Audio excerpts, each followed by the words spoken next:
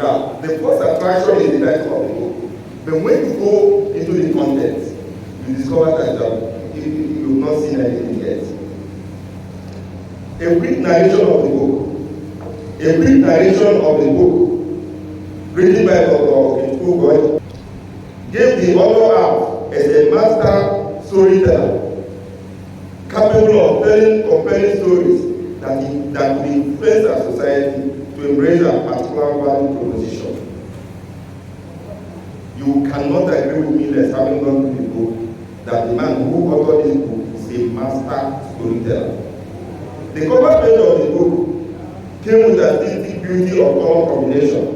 This is the book I'm talking about. Designed with beautiful illustrations. The title of the book, From the Belly of the Gods, boldly written at the top, and the author's name, Ugorji, written below, slightly above the publisher's logo. I try to describe this book so that when you go outside, it won't be difficult for you to read. That's why I took time to describe the cover of the book. The 109-page book, first published in 1994 by Ugorji, New Jersey, was written in parts. The book was written in 3 parts. Without losing the interest from one part of the book to the other, each part vividly begins a new vista of the movie narration. From the Belly of the Gods is a prose fiction with a total of 11 chapters.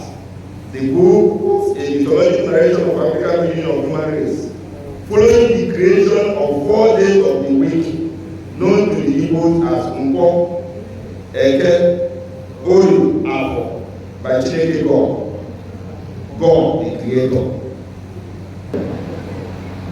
This is what usually happens in those days. In part 2 with the theme, Onyekachi. This is the second part now. The part 2 with the theme, Onyekachi, the white one, which was the name given to Abino. The Abinos at that time were called the white one. If you go through the book, you will discover why they are called the white one. The author exposed some, in my own opinion, obnoxious African tradition that should be reserved for the West Bay, part of which is the leveling and stigmatization of Albino as evil. And I think up to today, some people still dread Albino. The book, in the strongest possible term, reviewed the trauma and bitter experience the Albinos undergo in the society. This was done by repeating the gory tale in the land of Alam and the Toss. And I quote, here is the author is trying to tell us what the Albinos usually go through. And I quote, the Albinos were simply not normal.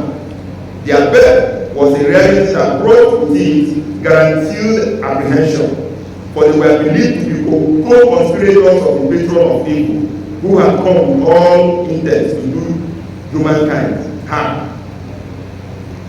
So each time one is born, each time an Albino is born, he or she is separated from his parents and raised in isolation in the house of Allah, the house of outcasts, or the he or she is, or the he or her 15th birthday.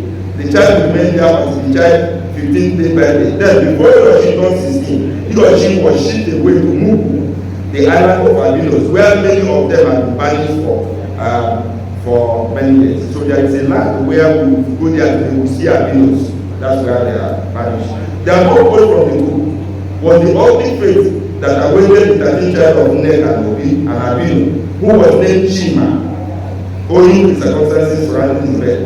Chima's father took him to the house of Allah under the western eye of Allah, the chief priest. He was confined to the house of Allah, located in the sacred forest, which housed the shrine of Allah, known as Abu, where only the chief priest, his assistants, and members of the house of Allah were allowed. He was to remain there until he was due to be shipped to the land of the Albinos. He was not supposed to live there beyond 50 years, or at least before his 16th birthday. One striking thing about the book From the Belly of the Gods is that the adoring brilliance of the author in upholding and promoting the continuity of some of the beliefs and culture of Igbos. For example, reincarnation, which is one of the cardinal beliefs of Igbo, was echoed in the narration about how the chief priest of our local shrine, who was to be choosing between twins, was made. According to the novel, each time the reigning chief priest got old and frail, the other queen will incarnate and before they take over the priesthood. The revolving process of the queen alternating the revolving process of the king alternating incarnation continue and produce the current king priest in whose custody Ichima was placed. For me, this novel from the belly of the gods is Dr. Ugorji's gift to humanity.